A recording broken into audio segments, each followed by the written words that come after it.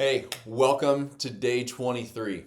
It's crazy to think, but we only have 3 weeks left until Easter. I know that as a pastor, it's on my radar a little bit differently than it's on a lot of other people's radar. And I don't mean that to say that it's on my radar more, or it's on my radar less, or my radar in a more important way. I just mean to say that it's on my radar differently. But isn't it crazy still that it's only 3 weeks away?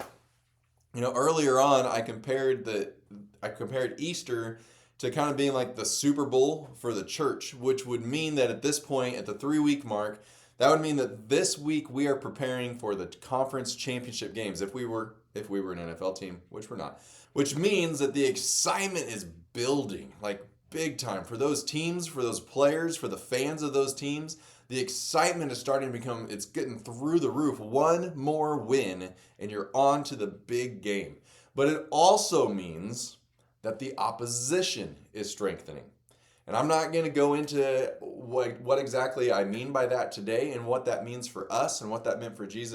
But I want you to hold on to that idea, because I think we're going to be coming back to that over the course of the next 3 weeks. The strengthening of the opposition the closer you get. If you win in the conference championships, I mean, it's that first time in the playoffs that you get to refer to yourselves as champions of any kind. It's when the hats come out and the shirts come out. So imagine the intensity level of those teams as they get ready for those big games. The intensity of the practices, the intensity of the concentration, the intensity of the commitment for those teams, those players, those coaches. Timing wise, that's where we're at as we're heading up to Easter. So for these next 3 weeks, what I really want to do is I really want to dig into that very first Holy Week.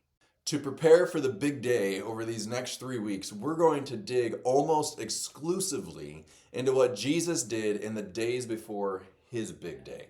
To do this, each day I'm going to invite you to read ahead to the next day of where we're going in that story of the very first Holy Week. That way that as I'm referencing the story, as I'm talking about what happened, instead of me getting on a video and reading it for you, we'll all already be on the same page. So with that in mind, I want you to get ready and make a note for what I'm going to invite you to read for tomorrow.